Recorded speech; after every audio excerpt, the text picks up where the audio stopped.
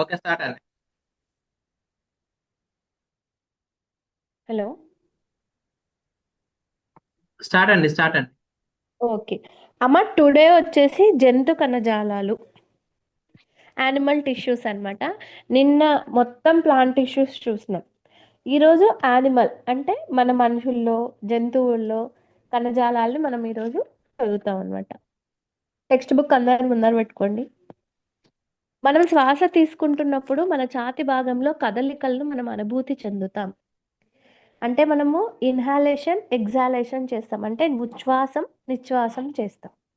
So ఇక్కడ ఉచ్ఛ్వాసం చేస్తున్నప్పుడు గాలి లోపలికి పోతుంది.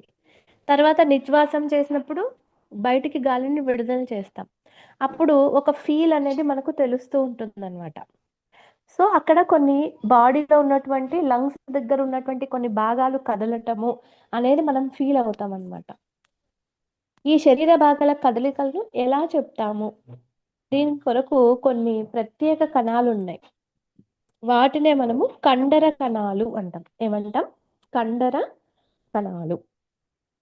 ఈ కణాల యొక్క సంకోచ సడికల కదలికకు దారితీస్తాయి. మన గాలిని తీసుకుంటున్నాం, వదులుతున్నాము అంటే ఈ చేయడం ఊపిరితిత్తులు చేసినప్పటికీ అక్కడ లంగ్స్ ఒకటి ఈ పని చెయ్యవు. దాని చుట్టుపక్కల ఉన్నటువంటి కండర కణజాలాలు ఏవైతే ఉన్నాయో అవి మనకు సహాయపడతాయి అన్నమాట. శ్వాసక్రియలో మనం ఆక్సిజన్ను పీల్చుకుంటాం. ఈ ఆక్సిజన్ ఎక్కడికి వెళ్తుంది? ఒకసారి ఇన్హాలేషన్ చేసినప్పుడు మనకు గాలి ఫస్ట్ లంగ్స్కి చేరినప్పుడు ముక్కు రంధ్రాల నుంచి నాసికాకుహరం ద్వారా గ్రసని వాయునాళానికి పోయి శ్వాసనాళాలు, శ్వాసనాళికలు, వాయుగోనుల వరకు చేరుతున్నాయి అన్నమాట. సో ఇక్కడ చేరినప్పుడు గాలి నెక్స్ట్ ఎక్కడికి పోతుంది? ఇది ఊపిరితిత్తుల్లో మనకు వాయుగోనులు అనే నిర్మాణాలు ఉంటాయి. నిర్మాణాత్మక క్రియాత్మక ప్రమాణం మనిషికి ఏంటంటే కణం. అట్లనే అదే కిడ్నీలకు సంబంధించి నిర్మాణాత్మక ప్రమాణం ఏది అంటే నెఫ్రాన్. మనకు ఊపిరితిత్తులకు సంబంధించి నిర్మాణాత్మక ప్రమాణం ఏదంటే వాయుగోనులు, ఆల్విలై అంటాం. వాయు గోనులు. మనం తీసుకున్న గాలి ముక్కు రంధ్రాల నుంచి నాసికా కుహరానికి పోతుంది. నాసికా కుహరానికి పోగానే తర్వాత గ్రసని రెండింటిని కలుపుతుంది. ఆహార వాహికను తర్వాత శ్వాసనాళాన్ని కలిపే కూడలి అని అంటారు అనమాట దాన్ని. దాని తర్వాత ఉపజిహ్విక ఎపిగ్లాటిస్ ఉంటుంది. అది తెరుచుకున్నప్పుడు, మూసుకున్నప్పుడు జరిగే పనుల వలన ఆహారం వచ్చినప్పుడు శ్వాసానికి సంబంధించిన దాన్ని ఇట్లా అడ్డు పెడుతుంది. ఖచ్చితంగా ఆహారం అనేది ఆహార వాహికలోనే పడేటట్లు చేస్తుంది. మళ్ళీ గాలిని వచ్చినప్పుడు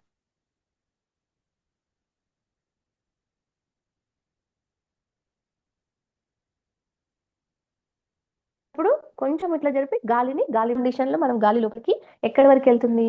ఊపిరితిత్తుల వరకు వెళ్ళాలి అంటే నాసికారంధ్రాలు, నాసికా కుహరం, గ్రసని, వాయునాళం, తర్వాత వాయు నాళాలు, నాలికలు, వాయుగోడులు, ద్రాక్ష పండ్ల లాంటి నిర్మాణాలు అన్నమాట అవి.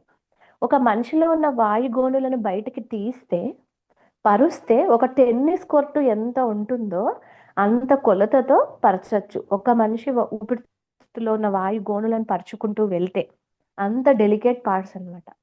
మరి ఇక్కడ ఏముంటాయంటే ఆ వాయుగోనుల్లో రక్తనాళాలు అనేవి ఉంటాయి.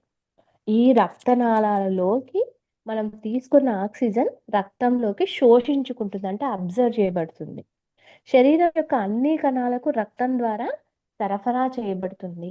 ఆక్సిజన్ ఒక్కసారి పీల్చుకున్న వెంటనే లోపల వాయుగోనుల వరకు వెళ్ళి అక్కడ రక్తనాళాల్లోనికి ఆక్సిజన్ పోతే అక్కడి నుంచి బ్లడ్ వెజల్స్ కాబట్టి ధమనులు, సిరలు ఇవి ఏం చేస్తాయంటే మొత్తం శరీర భాగాలన్నిటికీ కూడా, శరీర భాగాలకు రక్తాన్ని తీసుకొని పోయేవి ధమనులు.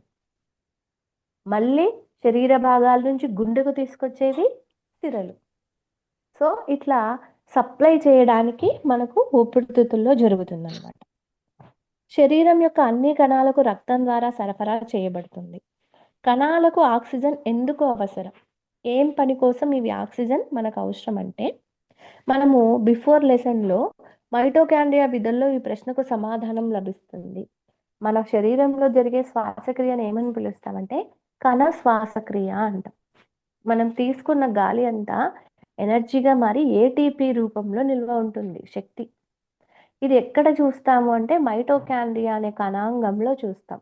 కాబట్టి దానిని కణశక్తి భాండాగారం అంటాం మైటోకాండ్రియాని. ఏటీపీని ఏమంటాము? Adenosine triphosphate. దీనికి కారణం ఎవరంటే మైటోకాండ్రియా. మైటోకాండ్రియాలో శక్తి నిల్వ ఉంటుంది. కాబట్టి మనిషిలో జరిగేటువంటి శ్వాసక్రియను కణ శ్వాసక్రియ అని చెప్తారు. మన మైటోకాండ్రియాలో జరిగే శ్వాసక్రియ జరుగుతుంది కాబట్టి కణ శ్వాసక్రియ. సో మైటోకాండ్రియాకి ఏమని పేరంటే కణశక్తి భాండాగారం, power house of the cell అని చెప్తాం అన్నమాట.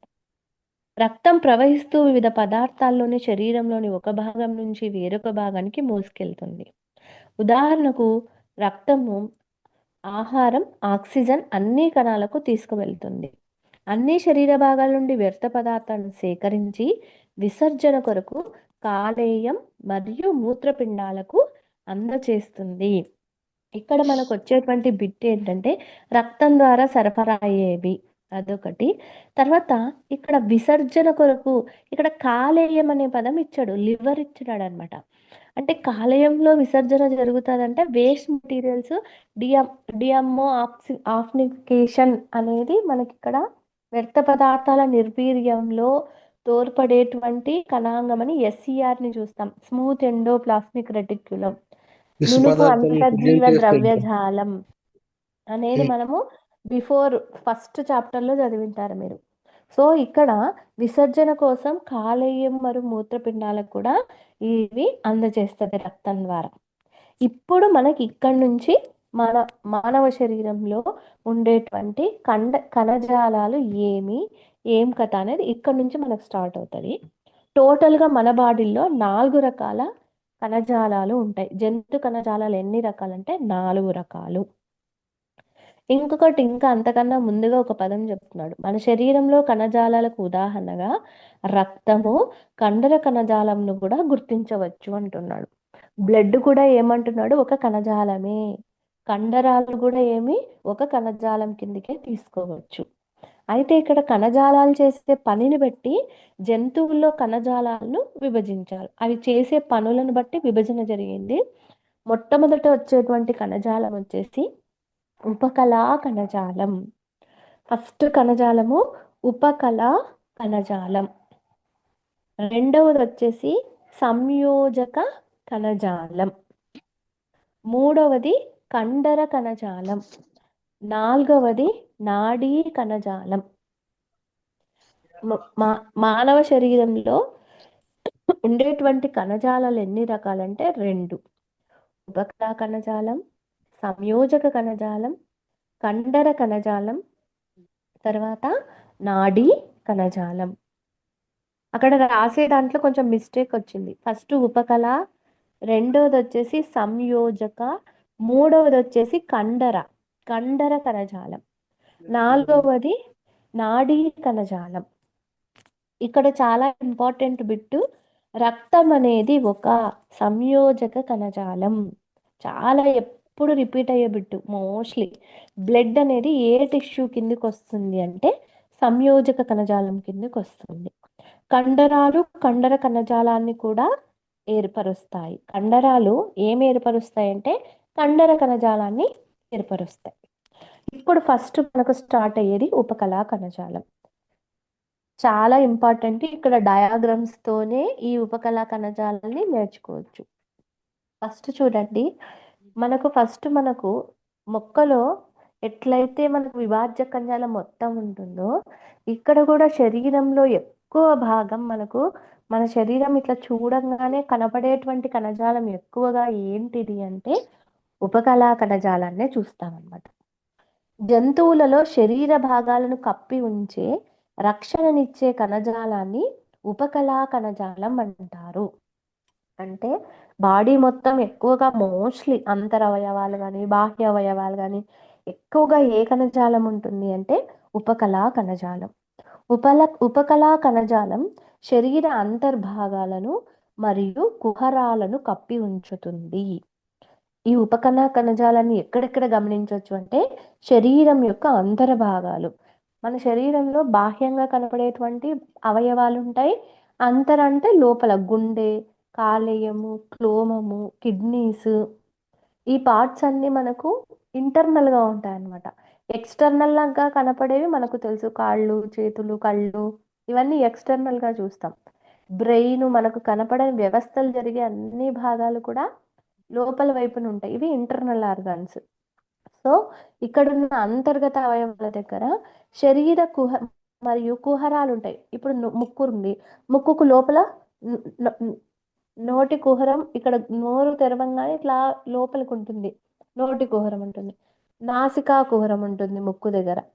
అట్లా వాయు కుహరాలు ఉంటాయి. ఇట్లా కుహరాలన్నిట్లో, క్యావిటీస్ అన్నిట్లో కూడా ఎక్కువగా ఏం చూస్తాము మనం అంటే ఉపకళా కణజాలాన్ని చూస్తాం.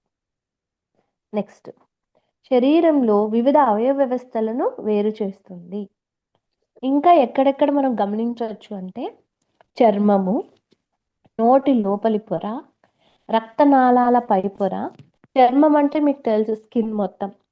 నోటి లోపలి పొర, నోరు ఓపెన్ చేయంగానే ఉన్న కుహరాన్ని నోటి లోపలి పొర అంటాం. ఇట్లా లేయర్ ఉంటుంది కదా, అదంతా. నెక్స్ట్, రక్తనాళాల యొక్క పై పొర. అంటే రక్తనాళాలకు, రక్త కణాలకు చాలా వేరియేషన్ ఉంటుంది. మనకి ఇక్కడ రక్తనాళాలు అంటే ధమనులు, సిరలు, రక్తకేశ నాళికలను మనము రక్తనాళాలు అంటాం. అంటే గొట్టాలలో రక్తం ప్రవహిస్తూ ఉంటుంది, వాటిని నాళాలు అంటాం. రక్త కణాలు వేరు, ఆర్బిసి, డబ్ల్యూబిసి, ప్లేట్లెట్స్. ఎర్ర రక్త కణాలు, తెల్ల రక్త కణాలు, రక్త ఫలికికలు కణాలు. రక్త నాళాలు అంటే ధమనులు, సిరలు, రక్తకేశ నాళిక. సో ఇక్కడ చర్మం దగ్గర, నోటి లోపల పొర దగ్గర, రక్తనాళాల యొక్క పై పొరలో ఊపిరితిత్తులు, వాయుగోనులు. ఊపిరితిత్తులు అంటే మీకు తెలుసు, వాయుగోనులు అంటే నేను చెప్పిన ఇందాక. ఊపిరితిత్తులు నుంచి, ముక్కు రంధ్రాల నుంచి గాలి పోయిన తర్వాత నాసికా కుహరము, తర్వాత మనకు వాయునాళం ఉంటుంది. వాయునాళం నుంచి మళ్ళీ 2 భాగాలు చీల్తాయి, వాయునాళికలు. తర్వాత వాటి కతుక్కొని చిన్న చిన్న, ఒక చిన్న బెలూన్స్ వంటి నిర్మాణాలు మిలియన్ల సంఖ్యలో మనకి ఇక్కడ కనబడతాయి. వాటినే మనము వాయుగోనులు అంటాం. సో ఇక్కడున్న వాయుగోనులు, వృక్కనాళాలు.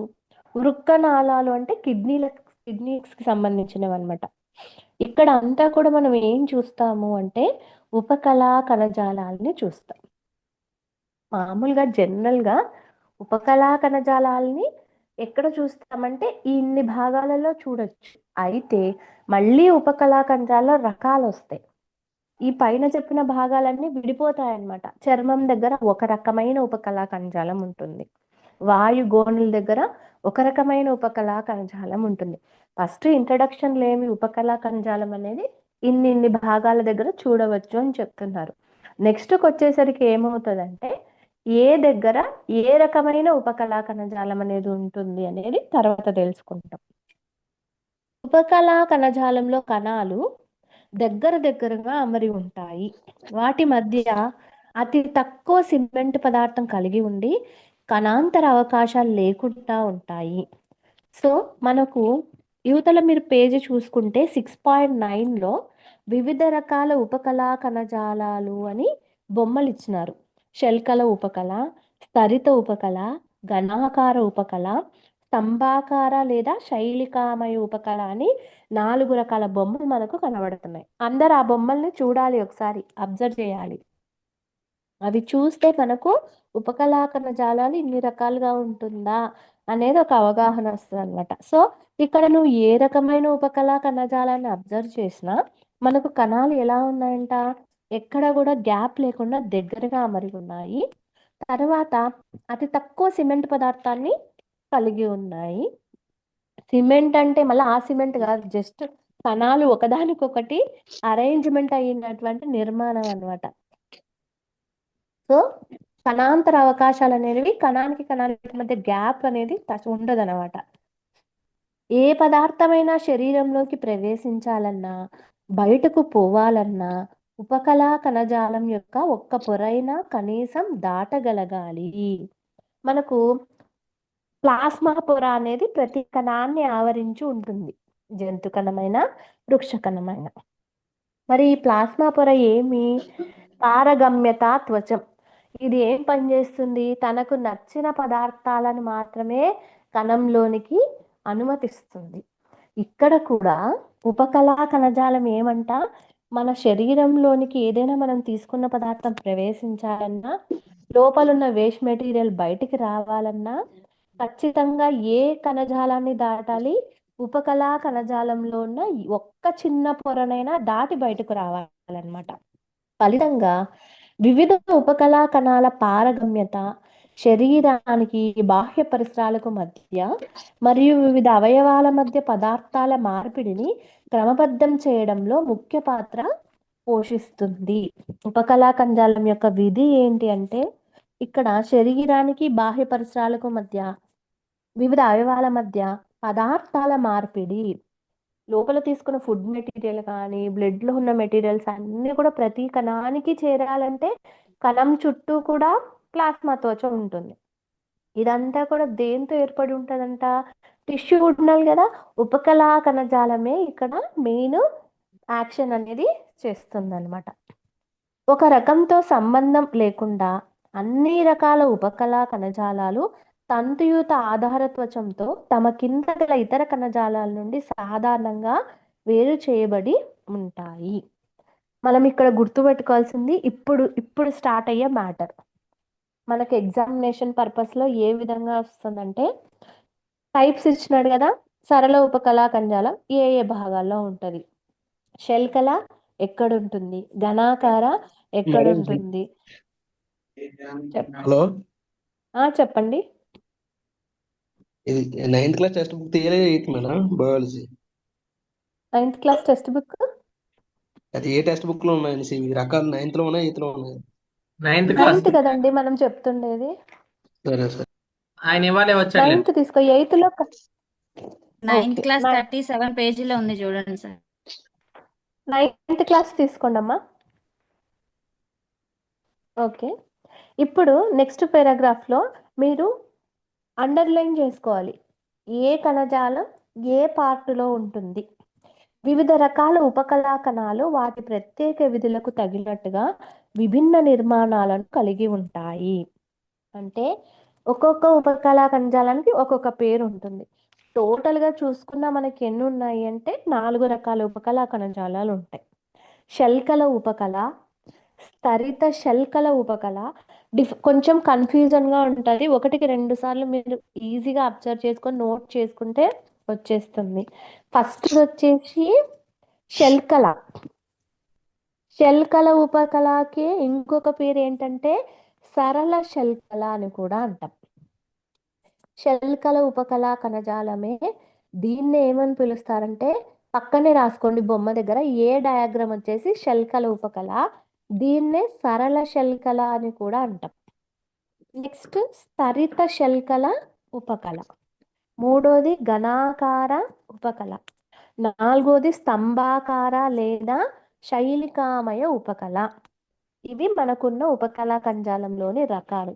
ఫస్ట్ ఇప్పుడు మనం చూసే పారాగ్రాఫ్లో ఎందుకు ఇన్ని రకాలుగా ఏర్పడినాయి ఇవి అంటే, అవి వాటి ప్రత్యేక విధులకు తగినట్టుగా. శల్కల చేసే పని స్తరిత చేయదు, స్తరిత చేసేది ఘనాకార చేయదు, ఘనాకార చేసే పని స్తంభాకార చెయ్యదు. కాబట్టి వాటి విధులను అనుకూలంగా ఇవి వాటి ఆకారాలను బట్టి ఉపకళా కణజాలాలు రకరకాలుగా ఉన్నాయన్నమాట. ఇప్పుడు మనకు ఉదాహరణకు అని ఇచ్చాడు కదా, అదే అండర్లైన్ చేసుకోవాలి. రక్తనాళాల త్వచ కణాలు లేదా ఊపిరితిత్తుల వాయుగోనుల వంటి విచక్షణాస్తర ఉపరితలం ద్వారా పదార్థాల రవాణాలో జరిగే తలాలలో సరళ బళ్ళపరుపు ఉపకళా కణజాలం ఉంటుంది అన్నాడు. ఇప్పుడు మనం ఎలా నోట్ చేసుకోవాలంటే, ఇక్కడ అండర్లైన్ చేసిన ఫస్ట్ రాసుకోవాలి, పక్కకి రాసుకోండి. సరళ బల్లపరుపు ఉపకళా కణజాలం అని సైడ్ హెడ్డింగ్ పెట్టుకొని ఎక్కడెక్కడ చూస్తాం సరళ మరియు బల్లపరుపు అనే ఉపకళా కణజాలాన్ని ఎక్కడ చూస్తామంటే, రక్తనాళాల త్వచ కణాలు. రక్తనాళాలు అంటే ధమనులు, సిరలు, రక్తకేశ నాళికల యొక్క లేయర్స్ ఉంటాయి కదా, అక్కడ ఏ రకమైన ఉపకళా కణజాలం ఉంటుందంటే సరళ బళ్ళపరుపుగా ఉన్న ఉపకళా జాలం ఉంటుంది.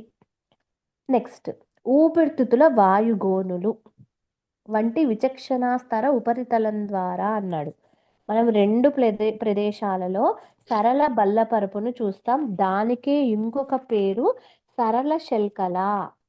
కాబట్టి సరళ బల్లపరుపుకి ఇంకొక పేరు ఏంటంటే సరళ శల్కల ఉపకళ కణజాలం. ఫస్ట్ ఏ బొమ్మ మనకు అక్కడ శల్కల ఉపకళ కణజాలం అన్నాడు కదా, ఆ బొమ్మ సపరేటు. మనకు ఇక్కడ సరళ బల్లపరుపుకు సంబంధించిన డయాగ్రామ్ వాడు ఇవ్వలేదు, కాబట్టి మనము నోట్ చేసుకోవాలి సపరేట్గా. శల్కల ఉపకళ వేరు, సరళ శల్కల ఉపకళ వేరు. మనం ఇప్పుడు ఊరికే సపరేట్గా బొమ్మ డయాగ్రామ్ లేదు కాబట్టి మీరు పక్కన ఏం నోట్ చేసుకోవాలంటే సరళ బల్లపరుపు ఉపకళా కణజాలము, దానినే సరళ శల్కల ఉపకళా కణజాలం అంటారు. అవి ఎక్కడ చూస్తాము అంటే మనము రక్తనాళాల త్వచ కణాల దగ్గర, ఊపిరితిత్తుల యొక్క వాయుగోనుల దగ్గర సరళ బల్లపరుపు ఉపకళా కణజాలాన్ని చూస్తాము. సరళ బల్లపరుపుకే మరి ఒక పేరు ఏంటంటే సరళ శల్కల ఉపకళ. ఇక్కడ దాని బ్రాకెట్లో ఇచ్చిన బిట్ చాలా ఇంపార్టెంట్. స్క్వామా లేదా శల్కల అనగా పొలుసులతో కూడిన చర్మం అని అర్థం. ఎప్పుడు బిట్టు ఈ ఏరియాలో పడుతుంది. ఎక్కడుంటుంది ఏమని అడిగినప్పటికీ ఎక్కువ స్క్వామా అంటే అర్థం ఏంటి అంటాడు. పొలుసులతో కూడిన చర్మం అని అర్థం. స్క్వామా లేదా శల్కల అంటే అర్థం పొలుసులు అంటే చిన్న చిన్న వెంట్రుకల వంటి నిర్మాణాలతో కూడిన చర్మాన్ని మనము శల్కల లేదా స్క్వామా అని పిలుస్తాం. ఇంగ్లీష్లో స్క్వామా అంటారనమాట, తెలుగులో శల్కల. సో ఫస్ట్ వచ్చేటువంటిది మనకు సరళ బల్లపరుపు సరళ శల్కల లేదా బల్లపరుపు ఉపకళా కణజాలం. ఎక్కడ చూస్తాము? రక్తనాళాల త్వచ కణాలు, రెండవది ఊపిరితిత్తుల యొక్క వాయుగోనులు అని సైడ్ నోట్ చేసుకోండి. మొత్తం మ్యాటర్ చదవాల్సిన పనిలే. సరళ బల్లపరుపు లేదా శల్కల ఉపకళను, సరళ శల్కలను ఎక్కడ గమనిస్తాం? రక్తనాళాల యొక్క త్వచ కణాల్లో చూస్తాము. నెక్స్ట్ ఊపిరితిత్తుల యొక్క వాయుగోనుల్లో. నెక్స్ట్ తర్వాత రండి, ఇక్కడ సరళ శల్కల ఉపకళా కణాలు. ఇప్పుడు ఏ డయాగ్రామ్ గురించి చెప్తున్నారు? ఫస్ట్ డయాగ్రామ్ ఉంది కదా శల్కల ఉపకళ, ఇదే సరళ శల్కల ఉపకళా కణాలు. అంటే మనకు ఫస్ట్ చెప్పినాం సరళ బల్లపరుపుకే సరళ శల్కల అన్నాడు. మరి ఈ సరళ శల్కల ఉపకళా కణజాలంలో ఉన్న కణాలు ఎలా ఉంటాయంట? పలుచగా బల్లపరుపుగా, పేరులోనే ఉంది కదా సరళ బల్లపరుపు అంటున్నాం కాబట్టి చాలా పలుచగా బల్లపరుపుగా ఉంటాయి మరియు సున్నితమైన పొరను ఏర్పరుస్తాయి. అది ఇంపార్టెంట్. ఇక్కడి వరకు మనకు డయాగ్రామ్లో లేనిదనమాట. ఇది సరళ శల్కల బల్లపరుపు అన్నాడు కదా, ఇదంతా జస్ట్ మనకు మ్యాటర్ ఇచ్చారు, దానికి సంబంధించిన డయాగ్రామ్ లేదు. నెక్స్ట్ తర్వాత వచ్చే లైన్ నుంచి ఏ డయాగ్రామ్కి సంబంధించి బి డయాగ్రామ్కి సంబంధించిన మ్యాటర్ ఇచ్చారు. ఫస్ట్ మనం తెలుసుకోవాల్సింది సరళ బల్లపరుపు లేదా సరళ శల్కల అనేదంతా ఒకటే మ్యాటరే. ఎక్కడెక్కడ చూస్తాం? రక్తనాళాల యొక్క త్వచ కణాల దగ్గర, ఊపిరితిత్తుల యొక్క వాయుగోనుల దగ్గర అబ్జర్వ్ చేస్తాం. మరి ఇందులో ఉన్న కణాలు ఎలా ఉన్నాయంట? పలుచగా బల్లపరుపుగా ఉన్నాయి, సున్నితమైన పొరను కలిగి ఉన్నాయి. దీంట్లో స్క్వామా అంటే శల్కల అనగా పొలుసులతో కూడిన చర్మం అని అర్థం. నెక్స్ట్ తర్వాత నోట్ చేసుకోండి, డయాగ్రామ్ పక్కనే నోట్ చేసుకోవచ్చు. శల్కల ఉపకళ అనేది వస్తుంది ఇప్పుడు. నెక్స్ట్ డయాగ్రామ్ పక్కన శల్కల ఉపకళా కణజాలం దగ్గరనే నోట్ చేయండి. ఆహార వాహిక అంటే మనం ఆహారం తీసుకున్నప్పుడు నాలుక నెట్టి వేస్తుంది వెనక్కి. ఒక గొట్టం వంటి ఈసోఫాగస్ అంటాం, గొట్టం వంటి నిర్మాణం ఉంటుంది, ఫుడ్ పైప్ అంటాం లేదా ఆహార వాహిక అంటాం.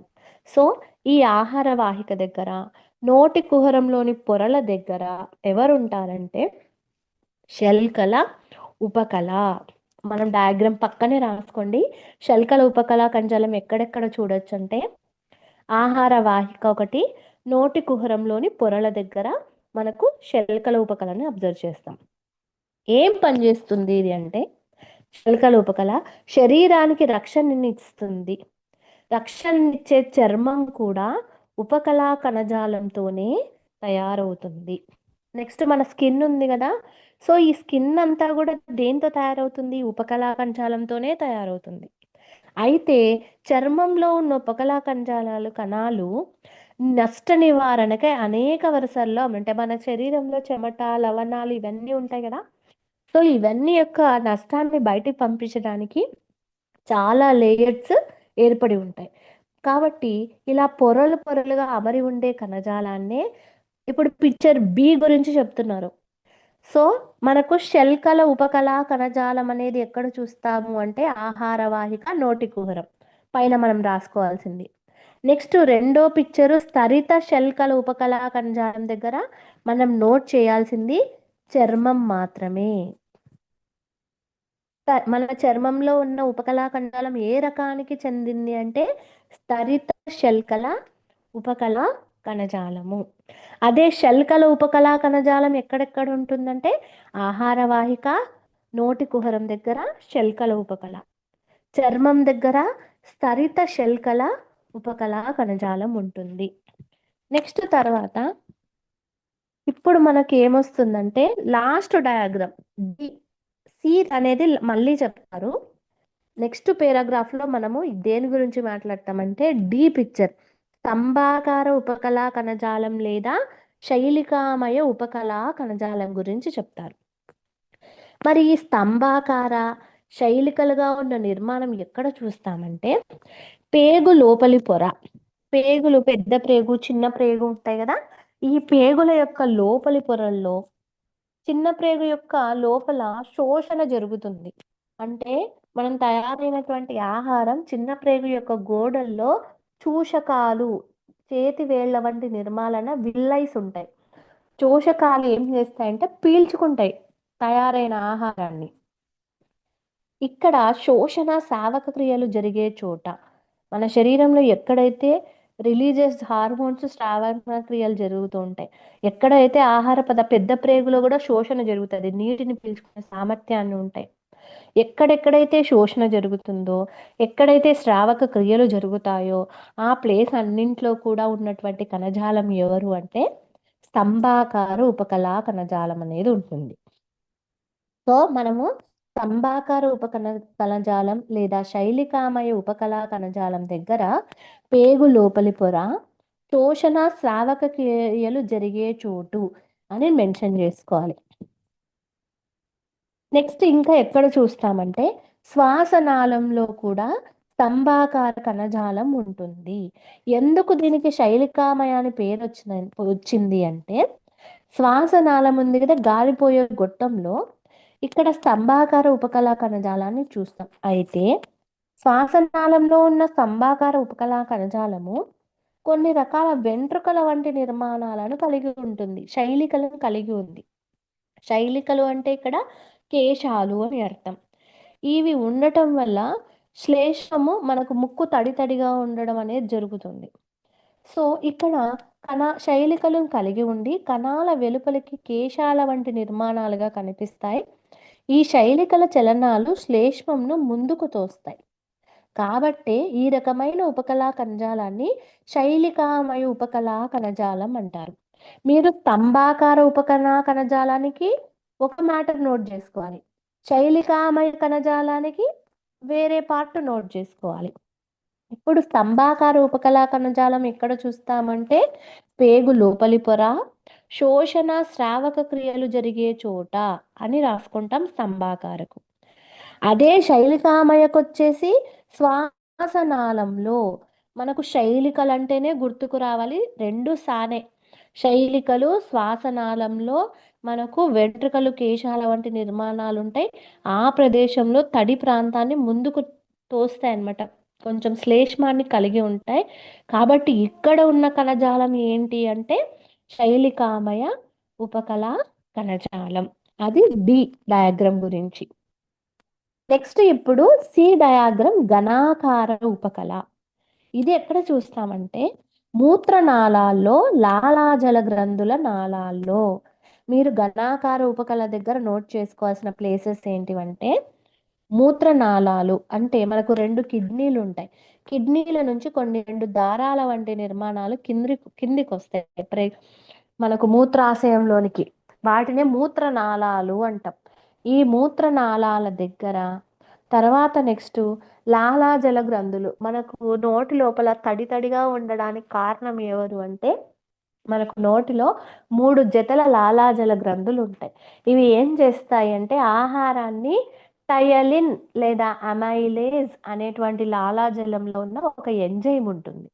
ఆ ఎంజైమ్ యొక్క పని ఏంటి అంటే నోట్లో నీళ్లు ఊరుతున్నాయి అంటే అర్థం ఏంటంటే ఆహారం ఎప్పుడైతే నోటికి వచ్చి చేరుతుందో చూర్ణం కావాలి అంటే మనం తీసుకున్న ఫుడ్ మెటీరియల్లో కార్బోహైడ్రేట్లు ఏమైనా ఉంటే ఖచ్చితంగా కొంత భాగం మనకు నోటిలోనే కార్బోహైడ్రేట్స్ మాత్రమే నోటిలో జీర్ణం అవుతాయి. ఎందుకు? కార్బోహైడ్రేట్లను జీర్ణం చేసే ఎంజైమ్ ఎవరు అంటే లాలాజలంలో ఉన్న అమైలేజ్ అనే ఎంజైమ్. దానికే మరి ఒక పేరు టయలిన్. ఈ టయలిన్ అనే ఎంజైము మనకు లాలాజలం నుంచే స్రవించబడుతుంది. కాబట్టి మోస్ట్లీ కార్బోహైడ్రేట్స్ మనకు లాలాజలంలోనే డైజెషన్ జరుగుతాయి. రిమైనింగ్ తర్వాత మళ్ళీ స్టమక్ దగ్గర కొంత డైజెషన్. కంప్లీట్ డైజెషన్ ఎక్కడ జరుగుతుంది అంటే మనకు స్మాల్ ఇంటెస్టైన్, చిన్న ప్రేగులో కంప్లీట్గా డైజెషన్ జరుగుతుంది. మీకు డైజెస్టివ్ సిస్టమ్ క్లియర్గా తెలిసింటే ఈ పాయింట్ ఈజీగా అర్థమవుతుంది. సో మనకి ఇక్కడ ఇప్పుడు ఈ టిష్యూస్లో ఘనాకార ఉపకళ అనేది ఎక్కడ చూస్తామంటే మూత్రనాళాల్లో చూస్తాం, లాలాజల గ్రంథుల యొక్క పొరల్లో చూస్తాం. ఇది ఉండటం వల్ల ఉపయోగం ఏంటి అంటే యాంత్రిక ఆధారాన్ని ఇస్తుంది ఆ భాగాలకు. నెక్స్ట్ తర్వాత ఈ ఘనాకార ఉపకలంలో ఉన్న కణాలు కొంచెం ప్రత్యేకతను కలిగి ఉంటాయి. చివరకు దేనిగా మారుతాయంటే ఇవి గ్రంథి కణాలుగా, అంటే మనకు గ్రంథి కణాలుగా ఉపకల ఉపరితలం పదార్థాలను స్రవిస్తాయి. చెమట ఇవన్నీ మనకు తైలపు గ్రంథులు. మీరు అడాలసెన్స్ లెసన్ చదివినప్పుడు కౌమార దశలో తైల గ్రంథులు మొటిమలకు కారణము, స్వేద గ్రంథులు చెమటలకు కారణమైనవి అని ఉంటాయి. వీసేం గ్రంథులు అంటే మనకు మళ్ళీ ఇంటర్నల్ గా ఉన్నటువంటి కిడ్నీల పైన అవి వేరు. ఈ గ్రంథులు ఇక్కడ తైలానికి సంబంధించిన గ్రంథులు. అంటే అడాలసెన్స్ ఏజ్ లో జిడ్డుగా మారడానికి చెమటలో కారణమైనటువంటి ఆ రిలీజ్ చేసేటువంటి తైల గ్రంథులు ఉంటాయి అన్నమాట. చెమటను ఎక్కువగా రిలీజ్ చేస్తాయి అడాలసెన్స్ ఏజ్ ఉన్న పిల్లల్లో. సో ఈ గ్రంథులకు కారణమైన ఉపకళా కణాలు అదనంగా ప్రత్యేకతలను కలిగి గ్రంథి కణాలుగా ఉపకళా ఉపరితలంపై పదార్థాలను స్రవిస్తాయి. గ్రంథి కణజాలం కొన్నిసార్లు ఉపకళా కణజాలంలో కొంత భాగం లోపలికి ముడుచుకుపోయి బహుకణ గ్రంథిగా ఏర్పడుతుంది. కనుక దీనిని గ్రంథి ఉపకళా కణజాలం అని కూడా అంటారు. సో ఘనాకార ఉపకళా కణజాలం ఇక్కడ మనం గుర్తుపెట్టుకోవాల్సింది, దీని పక్కనే మనం నోట్ చేసుకోవాల్సింది గ్రంథి ఉపకళా కణజాలం. ఈ ఘనాకారంలో ఉన్న ఉపకళా కణజాలను ఎక్కడ చూస్తామంటే మూత్రనాళాలు, లాలాజల గ్రంథులు. ఇవి యాంత్రిక ఆధారాన్ని ఇస్తాయి. అయితే ఇందులో ఉన్న కొన్ని ఉపకళా కణాలు గ్రంథి కణాలుగా కూడా మారి కొంత భాగం లోపలికి పోతుంది, కొంత భాగం బయటికి కనిపిస్తుంది. బయటికి కనిపించేటువంటి ఆ గ్రంథి కణాలనే మనము గ్రంథి ఉపకళా కణజాలం అని చెప్తామన్నమాట. ఇట్లా మనము నోట్ చేసుకోవాలి. ఇప్పుడు నేను ఒక్కొక్క పేరాలో ఉన్నది నోట్ చేసినది మీరు కరెక్ట్గా నోట్ చేసుకున్నారా లేదో ఒకసారి చెక్ చేసుకోండి.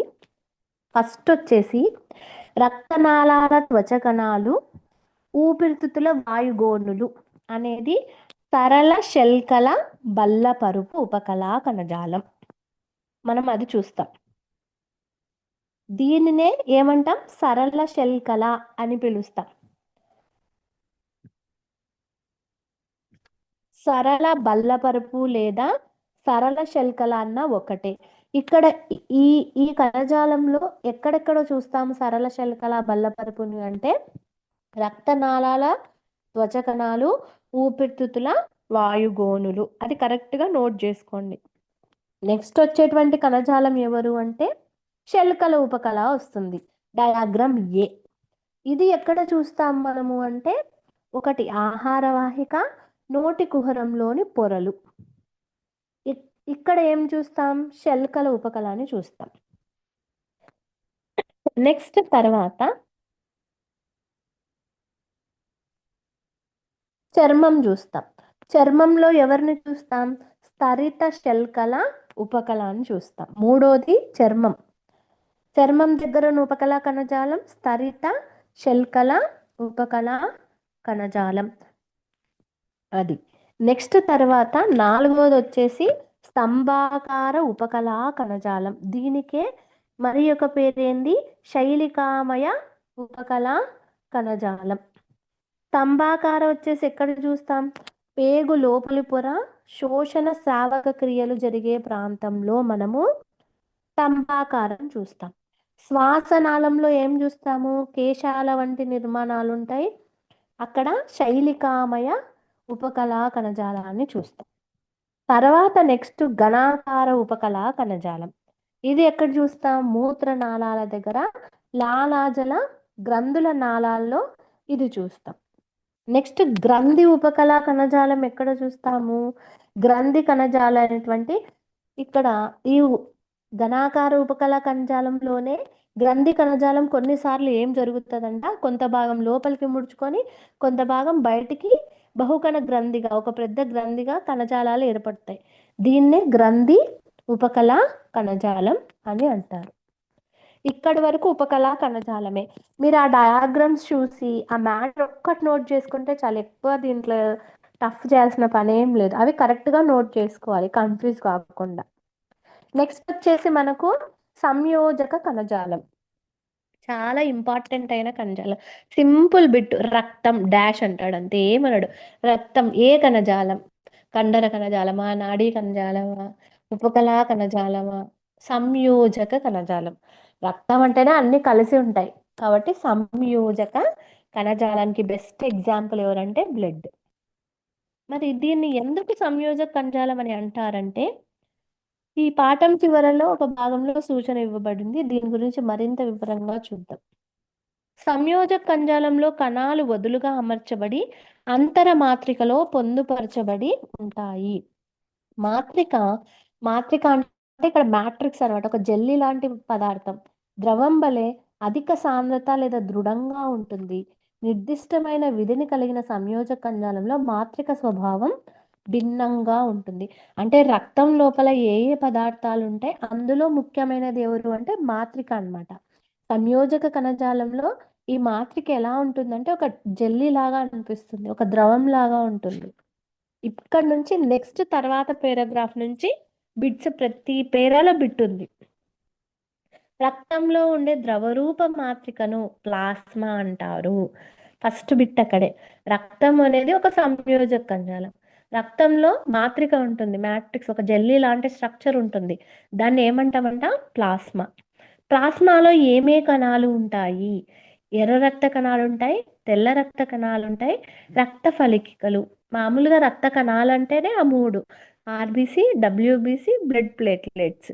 సో ఇక్కడ కూడా రక్తంలో ఉండే ద్రవరూప మాత్రికను ప్లాస్మా అంటాం. ప్లాస్మాలో ఏమేమి ఉంటాయి? ఎర్ర రక్త కణాలు ఉంటాయి, తెల్ల రక్త కణాలు ఉంటాయి, రక్త ఫలికికలు ఉంటాయి. వీటితో పాటు ఇంకా ఏముంటాయంటే ప్లాస్మాలో ప్రోటీన్స్ ఉంటాయి, లవణాలు ఉంటాయి, హార్మోన్లు ఉంటాయి.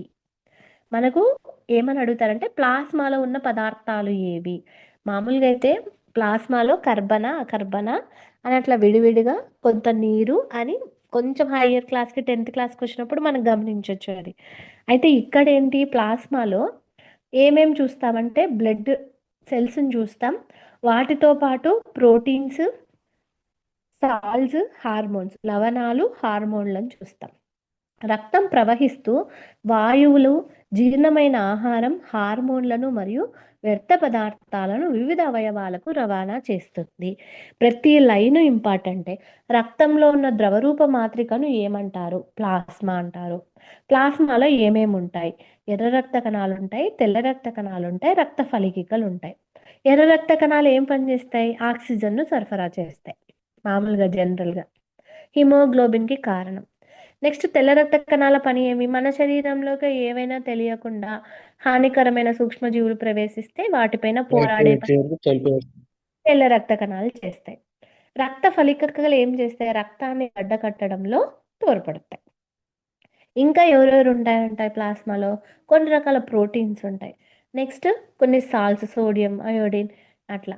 నెక్స్ట్ హార్మోన్స్ రక్తంలోనే ఇన్ని కలిసి ఉంటాయి. రక్తం పని ఏంటి? రక్తం ప్రవహిస్తూ ఉంటుంది. ప్రవహిస్తూ ఏమేమి తీసుకుపోతుందంట? వాయువులు, ఆక్సిజన్, కార్బన్ డైఆక్సైడ్. తర్వాత మనం తీసుకున్న ఫుడ్, జీర్ణమైన ఆహారాన్ని, హార్మోన్లను, ఇంకా ఇవన్నీ పనులు చేయంగా ఏం ఏర్పడుతుంది? వేస్ట్ ఏర్పడుతుంది. దీన్ని కూడా వివిధ అవయవాలకు రవాణా చేసే పని రక్తం చేస్తుంది. ఇంత పని చేస్తుంది కాబట్టి రక్తాన్ని సంయోజక కణజాలం అని చెప్తాం. ఇక్కడ ఒకటే ఒక బిట్టు, రక్తంలో ఉన్న ద్రవరూప మాత్రిక ప్లాస్మా. ప్లాస్మాలో ఏమేమి ఉంటాయి? ఎర్ర రక్త కణాలు, తెల్ల రక్త కణాలు, రక్త ఫలికలు, ప్రోటీన్స్, నెక్స్ట్ సాల్ట్స్, హార్మోన్స్. ఎందుకు ఉపయోగపడుతుంది రక్తం? వాయువులను సరఫరా చేస్తుంది, జీర్ణమైన ఆహారం తీసుకుపోతుంది, హార్మోన్లను తీసుకుపోతుంది, వ్యర్థ పదార్థాలను కూడా శరీర భాగాలకు రవాణా చేసే పని ఈ పని చేస్తుంది. నెక్స్ట్ పారాగ్రాఫ్లో ఇంకొకరు, ఇప్పుడు రక్తం ఒక సంయోజక కణజాలానికి ఉదాహరణ అన్నాం. నెక్స్ట్ ఇంకొకరు ఎవరంట? ఎముక, బోన్ కూడా సంయోజక కణజాలానికి ఉదాహరణ. ఇది అస్థిపంజరాన్ని ఏర్పరిచి శరీరానికి ఆధారాన్ని ఇస్తుంది. మన శరీరంలో మొత్తం ఎన్ని ఎముకలు ఉంటాయి? 206. అంతకన్నా ముందు 300. దశలో 305 ఉంటాయి. పెరుగుదలతో తర్వాత 206కి వస్తాయి. ఓకే. సో ఇక్కడ ఎముక కూడా సంయోజక కణజాలానికి ఉదాహరణ. మనకు 6th క్లాస్లో శరీర కదలికలు అనే పాఠంలో చూసింటాం. అనేక రకాల ఎముకలన్నీ కలిసి పంజరం అంతా కలిసి 12 ప్రక్కటెముకలు, 33 వెన్నుపూసలు అన్నీ కలిసి చివరికి ఏం ఏర్పరుస్తాయి? పంజరాన్ని, ఛాతీ ఎముక, తర్వాత స్కెల్టన్ బోను, బ్యాక్ బోను రెండు కలిసి మనకి ఏం ఏర్పరుస్తాయని చెప్తారు ఇక్కడ? అస్థి పంజరాన్ని ఏర్పరిచి శరీరానికి ఆధారాన్ని ఇస్తాయి. ఇది కండర కణజాలానికి ముఖ్యమైన శరీర భాగాలకు కూడా ఆధారాన్ని ఇస్తుంది. ఇది దృఢంగా ఉండి వంగే గుణం లేకుండా ఉంటుంది. ఇది ఇంపార్టెంట్ పాయింట్. ఎముక అనేది వంగే గుణాన్ని కలిగి ఉండదు. ఎముకలు వంగలేవు, కండరాలైతే వంగుతాయి. మళ్ళీ ఇంకొక ఎముక ఉంది, మృదులాస్థి. అంటే మెత్తనైన ఎముకలు ఉంటాయి, అవి ఏమి ఈజీగా బెండ్ అవుతాయి. ఎగ్జాంపుల్, ముక్కు చివరి భాగాన్ని పట్టుకొని ఇలా ప్రెస్ చేయండి, అక్కడ మృదులాస్థి ఉంటుంది. చెవి దెబ్బలు ఉంటాయి, చెవి తమ్మెలు ఇట్లా చెవి పై భాగాన్ని ఇట్లా వంచండి, వంగుతుంది, అక్కడ కూడా బోన్ ఉంటుంది. ఇలాంటి మెత్తటి ఎముకలు కూడా ఉంటాయి మన శరీరంలో. దీనిలను మృదులాస్థి లేదా కార్టిలేజ్ అంటాం. ఇవి ఏమి ఎముకలే అయినప్పటికీ కూడా వంగగలుగుతాయి. కానీ మన శరీరంలో ఉన్న అస్థిపంజరాన్ని ఏర్పరిచిన ఎముకలు వంగవు. సో ఎముక అనేది సంయోజక కణజాలానికి ఉదాహరణ. ఇది అస్థిపంజరాన్ని ఏర్పరిచి శరీరానికి ఆధారాన్ని ఇస్తుంది. కండర కణజాలానికి ముఖ్యమైన శరీర భాగాలకు కూడా ఆధారాన్ని ఇస్తుంది. దృఢంగా అస్థిపంజరం ఎముకలు వంగితే ఆస్టియోపోరోసిస్ వ్యాధి వస్తుంది మేడం.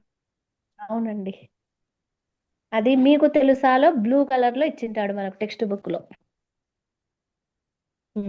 ఇక్కడ కండర కణజాలానికి ముఖ్యమైన శరీర భాగాలకు కూడా ఆధారాన్ని ఇస్తుంది. దృఢంగా ఉండి వంగే గుణం లేకుండా ఉంటుంది.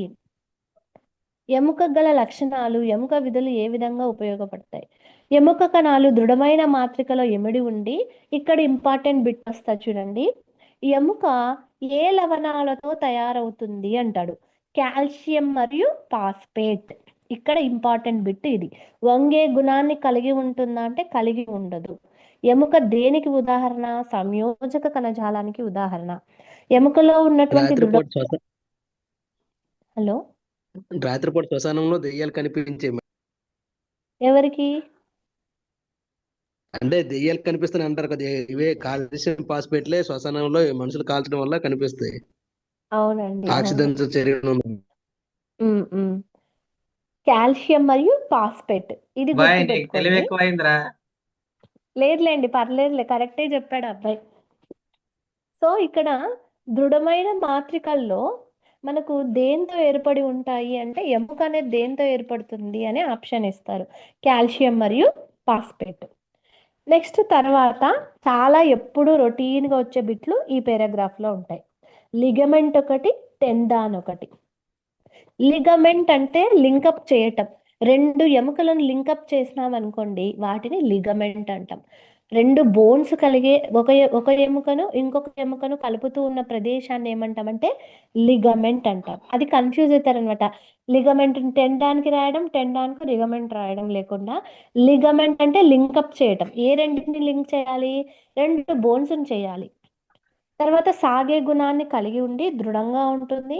ఇది చాలా తక్కువ మాత్రం కలిగి ఉండి రెండు ఎముకల సంధి తలాలను కలుపుతుంది.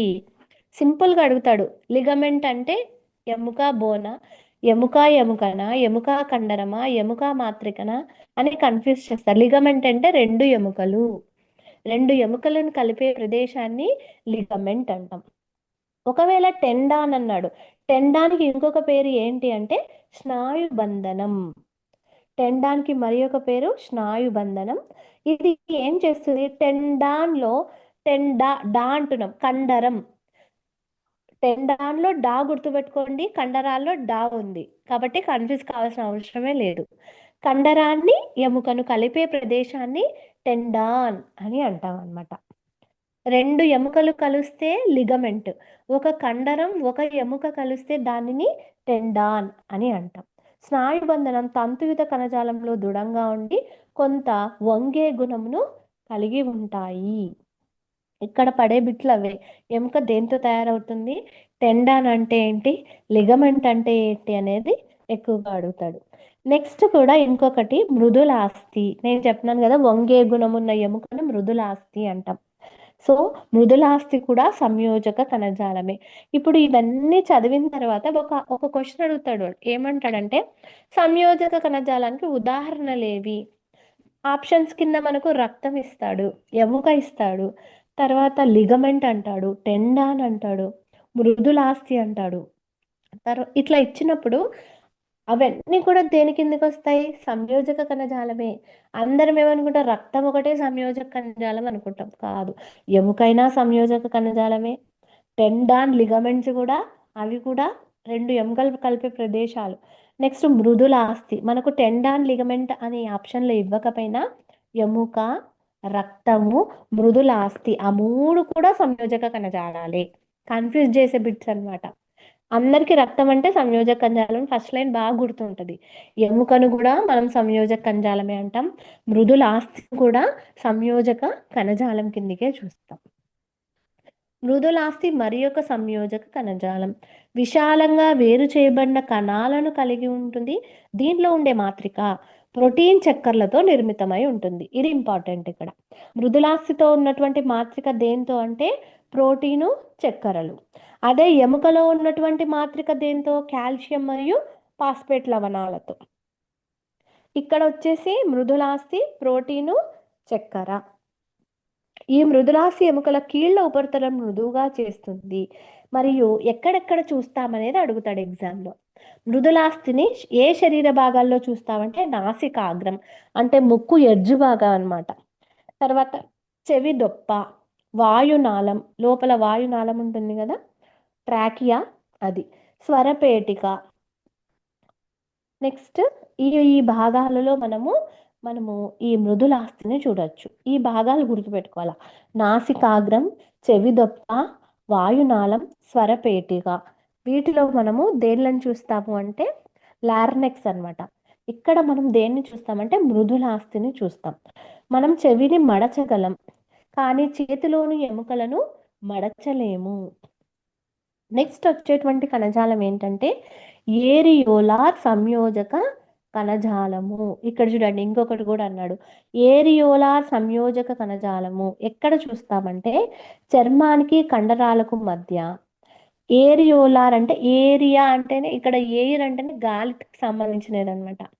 గాలితో కూడినటువంటి గదుల వంటి కణజాలం ఉంటుంది, దాన్ని ఏరియోలార్ సంయోజక కణజాలం అంటాము. ఇది మనం ఎక్కడెక్కడ చూడొచ్చు అంటే చర్మానికి కండరాలకు మధ్య. ఇప్పుడు స్కిన్ ఉంటుంది, స్కిన్ కింద మజిల్, ఆ రెండిటి మధ్య ఏరియోలార్ సంయోజక కణజాలాన్ని చూడొచ్చు. రక్తనాళం, అది ఏదైనా కావచ్చు, ధమని కావచ్చు, సిర కావచ్చు, రక్తకేశ నాళికలు కావచ్చు. తర్వాత నాడీ కణాల చుట్టూ కూడా నర్వ్ సెల్స్ ఉన్నాయి కదా, ఆ నాడీ కణాల చుట్టూ కూడా.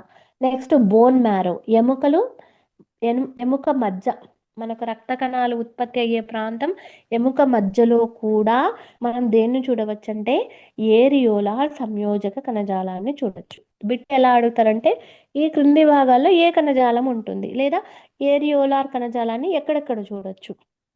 ఒకటి, చర్మానికి కండరాలకు మధ్య, రక్తనాళాల దగ్గర, నాడీ కణాల చుట్టూ, ఎముక మధ్యలో కూడా ఏరియోలార్ సంయోజక కణజాలం చూస్తాం. ఇవి అవయవాల అంతర్భాగంలో ఉండే ఖాళీ ప్రదేశాన్ని నింపుతుంది. ఎయిర్ అంటేనే గాలి. ఇక్కడ ఉన్న ఖాళీ ప్రదేశాలన్నిటినీ ఏ కణజాలంతో నింపిబడి ఉంటుంది అంటే ఏరియోలార్ సంయోజక కణజాలంతో నింపబడి ఉంటుంది. ఇంకా ఏం పనిచేస్తుందంటే ఇది శరీర అంతర్భాగాలకు ఆధారాన్ని ఇస్తూ కణజాల మరమ్మత్తుకు సహాయపడుతుంది. అంటే టిష్యూ ఎప్పుడైనా మనకి ఏదైనా చేయికి గాయం తగులుతుంది, గాయమైనప్పుడు రక్తం కారి ఆ ప్రదేశంలో కణాలన్నీ చనిపోతాయి అన్నమాట. చనిపోయినప్పుడు ఆ కణజాలం అంతా డ్యామేజ్ జరుగుతుంది.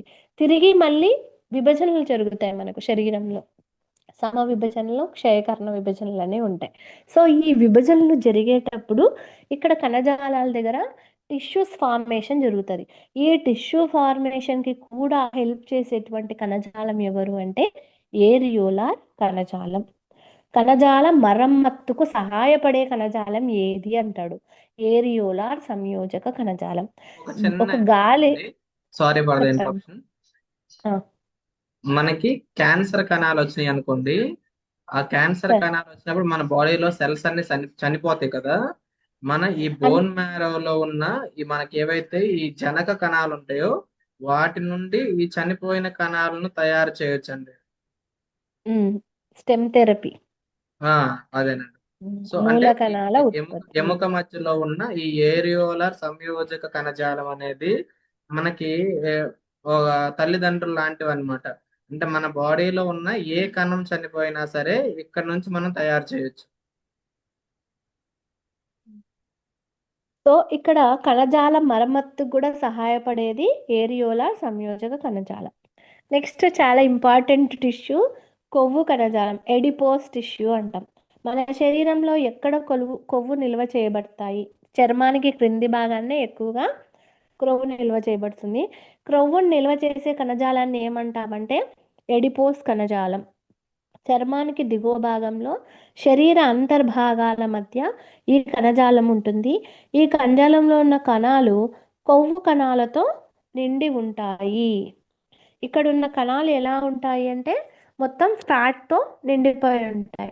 ఎక్కడెక్కడ చూస్తాము వీటిని అంటే మనం స్కిన్కి, చర్మానికి దిగువన, శరీరం యొక్క అంతర్భాగాలు అంటే లోపల అంతర్భాగాలు ఉన్నాయి కదా, వాటి మధ్య మనకు ఫ్యాట్స్ అనేవి ఈ టిష్యూని చూస్తాం అనమాట.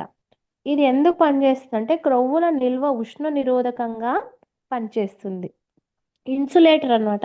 మనకు చలిని ఆపడానికి మనకు కొంత వరకు తట్టుకోగలుగుతుంది మన శరీరం. అంటే అర్థమేమి, మన శరీరంలో ఉన్న క్రొవ్వు కణజాలం వల్లనే మనం కొంత చలిని తట్టుకునే కెపాసిటీ మనకు ఉంటుంది. అదే వయసు మీరిన వాళ్ళల్లో ఈ క్రొవ్వు కణజాలం అనేది తగ్గిపోతూ ఉంటుందన్నమాట. కాబట్టి వాళ్ళు ముసలోళ్ళు ఎక్కువగా చలికి వణుకుతారు. అదే కొంచెం యంగ్స్టర్స్ ఏమి ఆ కణజాలం బాగా అభివృద్ధి చెంది ఉంటుంది కాబట్టి వాళ్ళు కొంతవరకు దాన్ని బేర్ చేయగలుగుతారు అనమాట. క్రొవ్వు కణజాలం ఉష్ణ నిరోధకంగా పనిచేసే కణజాలం ఎడిపోస్ కణజాలం. క్రొవ్వు కణజాలం అన్నా ఎడిపోస్ కణజాలం అన్నా ఒకటే. నెక్స్ట్ టిష్యూ వచ్చేసి కండర కణజాలం. తర్వాత వచ్చేది మనకు కండర కణజాలం. ఇక్కడ ఎక్కువ బిట్స్ వస్తాయి. కండర కణజాలంలో ఉండే పొడవైన కణాలను కండరాల తంతువులు అంటారు. ఈ కణజాలం మన శరీరంలోని కదలికకు బాధ్యత వహిస్తుంది. కండరాల సంకోచ ప్రోటీన్లు అనబడే ప్రత్యేకమైన ప్రోటీన్లను కలిగి కదలికకు కారణమైన సంకోచ సడలికను జరుపుతాయి. కొన్ని కండరాల కదలికలు మన నియంత్రణలో జరుగుతాయి. ఇక్కడ మనకు మజిల్స్కి సంబంధించి రెండు బాగా గుర్తుపెట్టుకోవాలి, నియంత్రిత కండరాలు, అనియంత్రిత కండరాలు. అంటే మన ఆధీనంలో ఉంటే నియంత్రణ, మన ఆధీనం లేకుండా జరిగేవి కొన్ని ఉంటాయి పనులు, వాటిని అనియంత్రిత అని అంటాం. కొన్ని కండరాల కదలికలు మన నియంత్రణలోనే జరుగుతాయి. ఎగ్జాంపుల్ చూడండి, కాళ్ళు చేతుల కండరాలు మనం కావాలనుకుంటేనే కదిలిస్తాం, వద్దనుకుంటేనే ఆపేస్తాం. మనం క్లాప్స్ కొట్టాలనుకోండి, రెండు చేతులు జోడించడం, మనం వద్దనుకుంటే ఆపేస్తాం. మనం ఈ ప్లేస్ నుంచి ఇంకో ప్లేస్కి మనం నడవాలనుకుంటేనే నడుస్తాం. అవన్నీ కూడా మన కంట్రోల్లో ఉంటాయి. సో ఇవన్నీ ఏంటివి, నియంత్రణ కండరాల ఆధీనంలో ఉంటాయి. అటువంటి వాటిని మనం ఏం చేస్తాం, నియంత్రించవచ్చు. వద్దనుకుంటే ఆపేయచ్చు మనం. అటువంటి కండరాల్ని నియంత్రిత కండరాలు అంటారు. ఇవి ఎక్కువగా ఎముకలకు అతుక్కొని ఉండటం వల్ల వీటిని అస్థి కండరాలు అంటారు. ఇక్కడ బిట్టు చూడండి, నియంత్రిత కండరాలను ఇంకొక పేరు ఏంటి అంటే అస్థి కండరాలు. ఇవి శరీర కదలికకు ఉపయోగపడతాయి.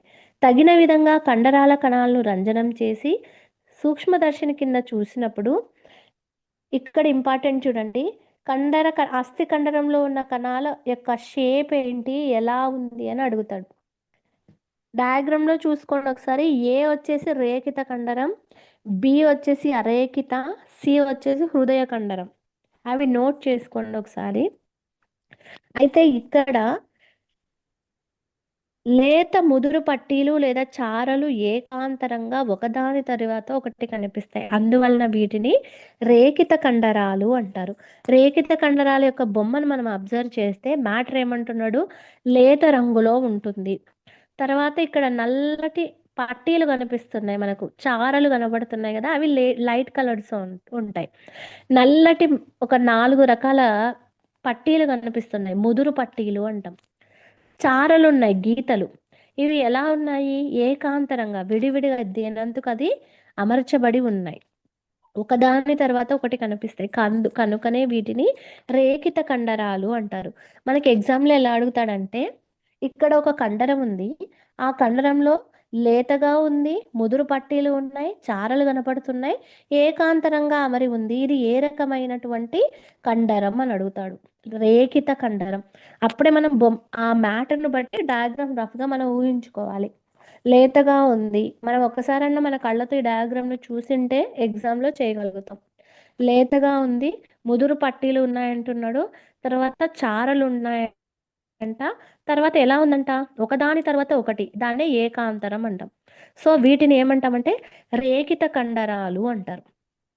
ఈ రేఖిత కండరాలతో ఏర్పడినటువంటి కణజాలంలో కణాలు ఎలా ఉంటాయంటే పొడవుగా ఉంటాయి, స్తూపాకారంగా ఉంటాయి, శాఖారహితంగా ఉండి బహుకేంద్రకత అంటే ఎక్కువ కేంద్రకాలను కలిగి ఉంటుంది. ఇక్కడ కేంద్రకాలను చూపించాడు రేఖిత కండరంలో. బహుకేంద్రక స్థితిని కలిగి ఉన్నటువంటి కండరాలు రేఖిత కండరాలు. చాలా చాలా ఇంపార్టెంట్, కన్ఫ్యూజ్ చేసే బిట్స్ ఇక్కడే అన్నమాట. రేఖిత కండరాల యొక్క నిర్మాణం ఎలా ఉంటుంది, లేతగా ఉండటం, ముదురు పట్టీలు ఉండటం, చారలు ఎక్కువగా ఉండటం, ఏకాంతరంగా ఉండటం, తర్వాత పొడవుగా ఉన్న కణాలు ఉన్నాయి, స్తూపాకారంగా ఉన్నాయి, శాఖలు రహితంగా ఉండటం, బహుకేంద్రక స్థితి ఉన్నాయి. అంటే ఎక్కువ కేంద్రకాలు ఉన్నాయి. ఎక్కువ కేంద్రకాలు అనే మీరు మిగిలిన 2 పేరాగ్రాఫ్లో ఎక్కడ చూసినా ఒక కేంద్రకమే ఉంటుంది. పై పేరాగ్రాఫ్లో మాత్రమే ఎక్కువ కేంద్రకాలు అంటేనే రేఖిత కండరాలు అని గుర్తుపెట్టుకోవాలి. ఎక్కువ కేంద్రకాలు అనేది కీ పాయింట్ ఇక్కడ. తర్వాత ముదురు పట్టీలు అనేది కీ పాయింట్. ముదురు పట్టీలు కనపడుతున్నాయి, ఎక్కువ కేంద్రకాలు ఉంటాయంటేనే రేఖిత కండరాలు. నెక్స్ట్ కింద పేరాగ్రాఫ్లో ఆహార నాళంలో ఆహార కదలికలు లేదా రక్తనాళాల కండరాల సంకోచ సడికలు మన ఆధీనంలో ఉండవు. పై పేరాగ్రాఫ్లో అంతా కూడా మన ఆధీనంలో ఉన్న కండరాలు రేఖిత. కిందికి వచ్చేసరికి మన ఆధీనంలో లేని కండరాలు అంటే ఏమేం పనులు అంటే ఆహార నాళంలో ఆహార కదలికలు. మనం తీసుకున్న ఆహారము ఫుడ్ పైప్ ద్వారా జీర్ణాశయంలోకి పడుతుంది. పడేటప్పుడు మనకు అక్కడ చలనాలు జరుగుతాయి, పెరిస్టాలిటిక్ మూమెంట్స్ అంటాం. సో ఆ పెరిస్టాలిటిక్ మూమెంట్ నువ్వు ఫుడ్ లోపల పెట్టుకోగానే నువ్వు వద్దన్నా అది బయటికి రాదు, ఖచ్చితంగా లోపలికే పోవాలి. పోయిన ఆహార వాహికలో ఈసోఫాగస్లో ఖచ్చితంగా మూమెంట్స్ జరగాలి. నువ్వు సగం మింగి ఇంకా పెరిస్టాలిటిక్ మూమెంట్ జరగద్దు అంటే జరగకుండా ఉండదు. ఖచ్చితంగా దాని పని ఏమి అవి మన ఆధీనంలో ఉండవు, అనియంత్రిత చర్యలు అవన్నీ. గుండె కట్టుకోవడం అనియంత్రిత చర్య, నాడీ కణం పనిచేయడం అనియంత్రిత చర్య, ఊపిరితిత్తులు గాలి తీసుకోవడం నువ్వు తీసుకోవద్దు అంటే నువ్వు చెప్పినంత మాత్రాన లంగ్స్ ఖచ్చితంగా గాలిని తీసుకుంటాయి. అదే క్లాప్స్ కొట్టొద్దంటే అది నీ ఆధీనం. లోపల జరిగే ఇంటర్నల్లో జరిగే వ్యవస్థలన్నీ కూడా అనియంత్రిత చర్యలే. గాలి తీసుకోవడం, గుండె కొట్టుకోవడం, ఆహార నాళంలో కదలికలు, రక్తనాళాల్లో రక్తం సరఫరా కావడం, కండరాల కదలికలు, సంకోచ సడలికలు మన ఆధీనంలో ఉండవు. మన ఇష్టానుసారంగా వీటిని ప్రారంభించలేము, ఆపలేము. ఇటువంటి కదలికలను నునుపు కండరాలు లేదా అనియంత్రిత కండరాలు అని పిలుస్తారు. మోస్ట్ ఇంపార్టెంట్ రెండో డయాగ్రాము బి దగ్గర అరేఖిత, నునుపు, అనియంత్రిత అని రాసుకోండి. నునుపు కండరాలన్నా, అనియంత్రిత కండరాలన్నా, అరేఖిత కండరాలన్నా ఒకటే. ఈ మూడు ఒకటే పేరే. అరేఖిత, నునుపు కండరాలు, అనియంత్రిత. రెండు ఆలు. అరేఖిత, అనియంత్రిత. నునుపుగా ఉంటాయి కండరాలు, నునుపు కండరాలు. ఇవి అనియంత్రిత చర్యలు, మన ఆధీనంలో లేవు. ఇవి అరేఖిత. రేఖిత అంటే మనకు తెలుసు పైన ఎలా ఉన్నాయి. బహుకేంద్రకం అంటేనే రేఖిత, ఏకకేంద్రకం అంటేనే అరేఖిత అనేది డిఫరెన్స్ అన్నమాట. సో మన ఆహారం లోపల జరిగేటువంటి మన ఆధీనంలో లేని చర్యలు ఏవి అంటే ఆహార నాళంలో ఆహార కదలికలు, రక్తనాళాలు పనిచేసేది, కండరాల యొక్క లోపల ఉన్నటువంటి ఊపిరితిత్తుల కండరాల సంకోచ సడలికలు, ఇవన్నీ మన ఆధీనంలో ఉండవు. ఇక్కడ ఏ కండరాలు ఉంటాయంటే నునుపు కండరాలు లేదా వీటిని అనియంత్రిత కండరాలు అని పిలుస్తారు. ఇప్పుడు మనకి ఇంపార్టెంట్ బిట్టు, ఈ కండరాలను మన శరీరంలో ఎక్కడెక్కడ చూస్తాము అనేది ఇంపార్టెంట్. కంటి యొక్క ఐరిష్, మనం ఐబాల్ చూస్తాం కదా లోపల, ఈ ఐరిష్ ఉంది కదా, ఈ ఐరిష్ ఖచ్చితంగా మన ఆధీనంలో ఇవి ఉండవు. నెక్స్ట్ కనుపాప, గర్భాశయం, యూట్రస్లో జరిగేటువంటి కదలికలు.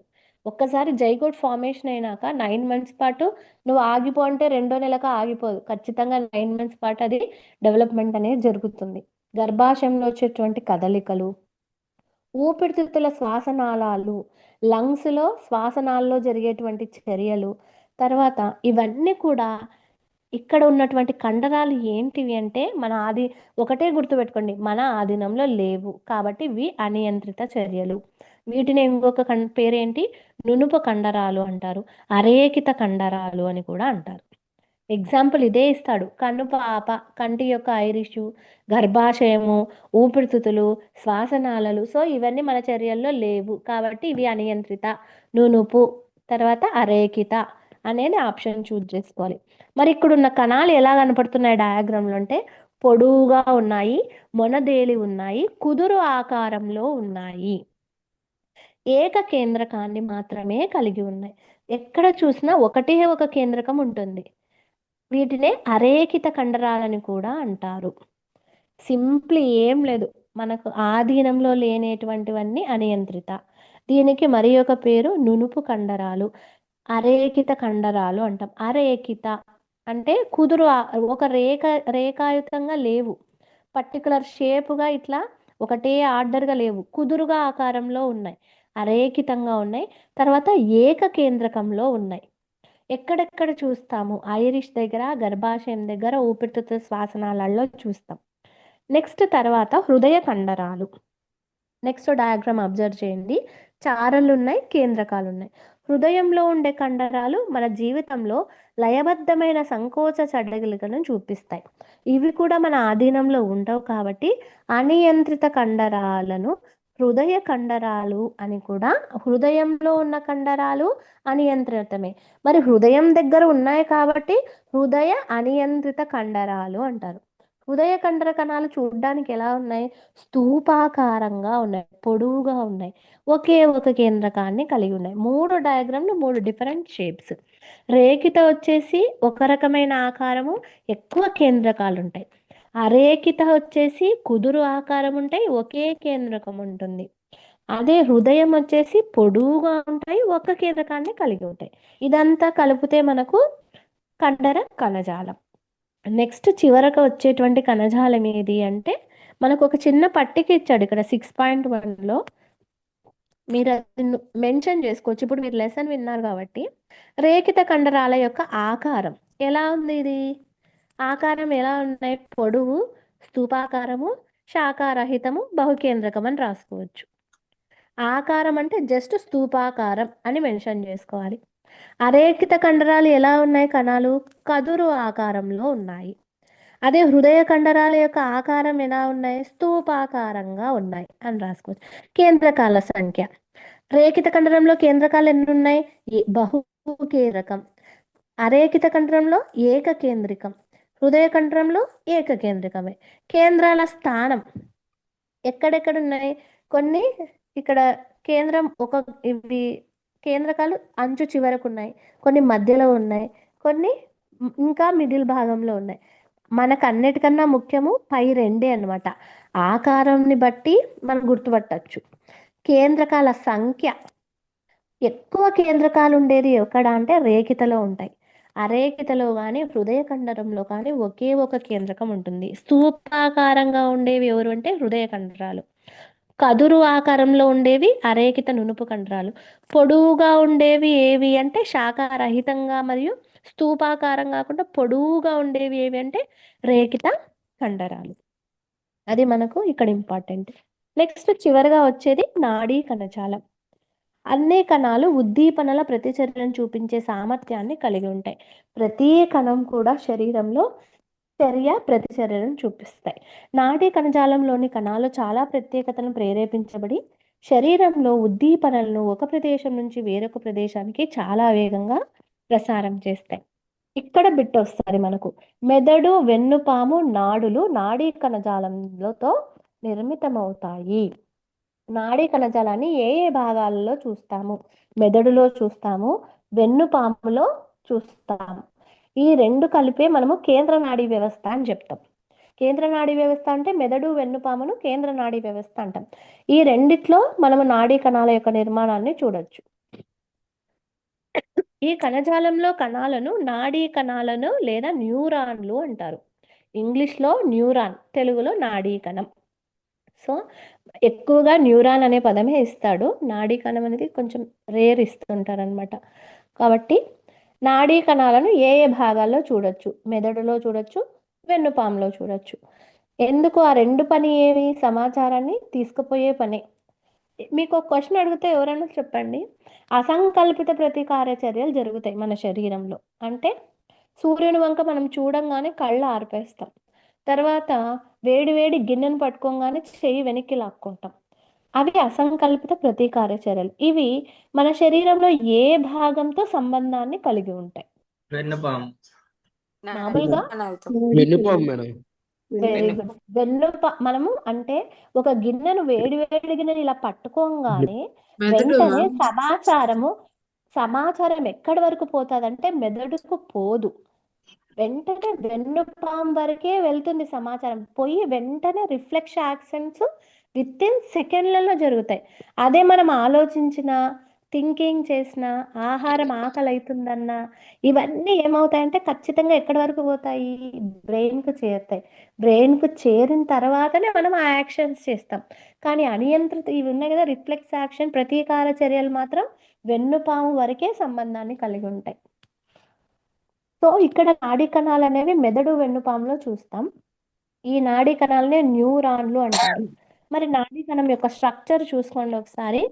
మనకు ఇక్కడ రెండు పార్ట్స్ అన్నమాట. ఇక్కడ పైన కేంద్రకము, కణదేహము, డెండ్రైట్స్. ఇది ఇంత భాగాన్ని ఏమంటామంటే కణదేహం అంటాం. పై భాగాన్ని తలలాగుంది కదా, అదంతా కణదేహము. కింద ఉన్నదాన్ని ఆక్సాన్ అని అంటారు. ఆక్సాన్ కిందది తంత్రికాక్షం అని చెప్తాం కదా. ఇక్కడ రెండు భాగాలు అంట, పొడవైన భాగం ఉంటుంది, పై భాగాన్ని అంతా కణదేహం. నెక్స్ట్ ఇక్కడ చూడండి, నాడీ కణము కణద్రవ్యం. అక్కడ బ్రౌన్ కలర్ లో జెల్లీ లాగా కనిపేది అంతా కూడా కణద్రవ్యం. తర్వాత మధ్యలో కేంద్రకం ఉంటుంది. నాడీ కణం నిర్మాణం ఎలా ఉంటుందంటే కణదేహాన్ని కలిగి ఉంటుంది, తంత్రికాక్షాన్ని కలిగి ఉంటుంది, నాడీ అంత్యాలు ఉంటాయి, కేంద్రకం ఉంటుంది, డెండ్రైట్స్ అనేవి ఉంటాయి. తర్వాత కణదేహం ఎలా ఉంటుందంటే పలుచగా ఉంటుంది. పొడవైన కేశాల వంటి నిర్మాణాలు బయటకు పొడుచుకొని వస్తాయి. వీటిని ఏమంటామంటే డెండ్రైట్స్ అని అంటాం. ఏమంటాం? డెండ్రైట్లు అని పిలుస్తారనమాట. సాధారణంగా ప్రతి నాడీ కణానికి ఉండే ఒకే ఒక పొడవైన భాగాన్ని కీలితం లేదా తంత్రికాక్షం అని పిలుస్తాం. కిందికి పొడవైన గొట్టం వస్తుంది, దాన్నే మనం ఏమని పిలుస్తామంటే తంత్రికాక్షం అంటాం. పొట్టి శాఖలు కలిగిన భాగాలను డెండ్రైట్లు అంటారు. కణదేహంలో పైన చిన్న చిన్న వేళ్ళ వంటి నిర్మాణాలు ఉంటాయి, వాటిని డెండ్రైట్లు అంటారు. ఇక్కడ ఇంపార్టెంట్ బిట్ ఇప్పుడు వస్తుంది. ఒక నాడీ కణం దాదాపుగా హలో చెప్పండి హలో చెప్పండి మేడం. ఒక నాడీ కణం దాదాపుగా ఎంత పొడవు ఉంటుందంటే 1 మీటర్ పొడవు ఉంటుంది. 1 మీటర్ రిబ్బన్ చూసింటారు కదా మీరు, 1 మీటర్ పొడవు ఉంటుందన్నమాట ఒక్కొక్క నాడీ కణం. అనేక నాడీ తంతువులు సంయోజక కణజాలంతో బంధించబడి నాడిని ఏర్పరుస్తాయి. ఇది ఇంపార్టెంట్. నాడీ తంతువులు ఏ కణజాలంతో సంబంధాన్ని కలిగి ఉంటాయంటే సంయోజక కణజాలంతో బంధింపబడి నాడిని ఏర్పరుస్తాయి. నాడీ తంతువుల ద్వారా పంపబడిన సంకేతాలను నాడీ ప్రచోదనాలు అంటారు. ఈ నాడుల గుండానే మనకు సమాచారం పోతుంది వస్తుంది. ఈ సంకేతాలను ఏమంటామంటే ప్రచోదనాలు అంటాం. మనం కోరుకునే విధంగా కండరాల కదలికకు నాడీ ప్రచోదనాలు తోడ్పడతాయి. చాలా జంతువుల్లో నాడీ కణాలు మరియు కండర కణజాలం కలిసి పనిచేయడం మౌలికమైనది. ఈ కలయిక జంతువుల్లో ఉద్దీపనలకు ప్రతిచర్య చాలా వేగంగా జరగడానికి వీలు కల్పిస్తుంది. ఇక్కడ నాడీ కణజాలంలో మనం తెలుసుకోవాల్సింది న్యూరాన్ యొక్క స్ట్రక్చర్, ఏమేం భాగాలు ఉంటాయి. బయటికి వచ్చిన వేళ్ళ లాంటి నిర్మాణాలను డెండ్రైట్స్ అంటాం. తర్వాత చుట్టూ ఉన్నది కణదేహం అని పిలుస్తాం. కింద భాగాన్ని తంత్రికాక్షం అంటాం. ఇక్కడ మనకు 10th క్లాస్ లెవెల్కి వచ్చేసరికి ఈ నాడీ కణం యొక్క ఎండ్ పార్ట్స్ ఉన్నాయి కదా, నాడీ అంత్యాలు అనేవి.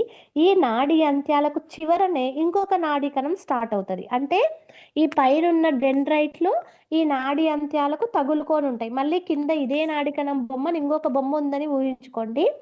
ఇలాంటి స్ట్రక్చర్స్ ఇలా మిలియన్ల సంఖ్యలో మన బ్రెయిన్లో వెన్నుపాములో ఇలాంటి నిర్మాణాలన్నీ ఉంటాయన్నమాట. సో ఈ నాడీ కణ అంత్యానికి మళ్ళీ ఒక నాడీ కణ డెండ్రైట్లకు ఈ రెండిటి మధ్య ఉన్న స్పేస్ని ఏమంటామంటే సినాప్స్ అని అంటాం. సినాప్స్ అనేది చాలా ఇంపార్టెంట్ బిట్ మనకి ఇక్కడ నాడీ కణంలో అది. సో ఈ 4 కణజాలాలే మనకు జంతువుల్లో ఉన్నటువంటి కణజాలాలు. అన్నిటికన్నా ఇంపార్టెంట్, ఎక్కువ కన్ఫ్యూజ్ చేసే బిట్టు ఉపకళా కణజాల రకాలు ఏవి ఎక్కడ ఉంటాయి అనేది తెలుసుకోవాలి.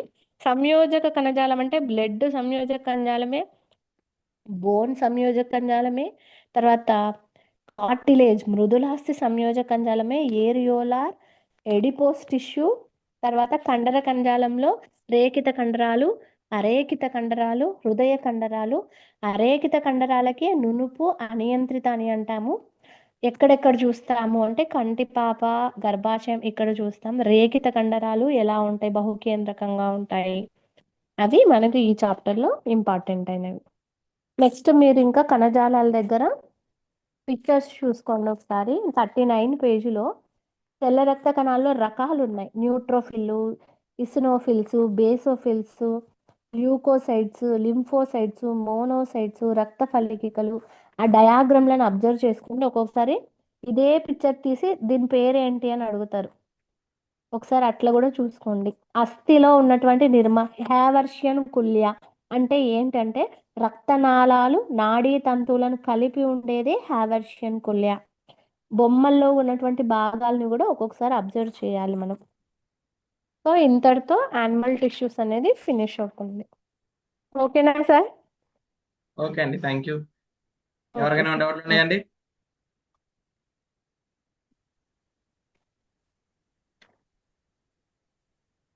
నో డౌట్స్ అనుకోవచ్చా? కట్ చేయనా రికార్డింగ్ ఇక? Yes sir.